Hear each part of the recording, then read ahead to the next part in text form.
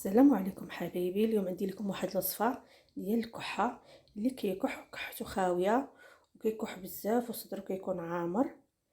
يعني كتكون ديك الكحه ناشفه. هاد الوصفه كتكون مزيانه ان شاء الله. عندي نيسكافي ودانون مسوس. غنشد نتوما في المغرب كاينه ديك الساشيه ديال نيسكافي، غتخويها في دانون وتخليها، ويكون دانون ماشي بارد، بحراره المطبخ، وديرها فيه وتخليها واحد قسمين. انا غنديرها معاكم معلقه ديال نيسكافي، هي الساشيه، ونخلطهم ونخليهم واحد 10 دقائق، من 5 ل10 دقائق، وناكلوهم ان شاء الله. يكون جيب الشفاء. هذه على الكحه باش ما يبقاش الصدر كيضر، على الكحه.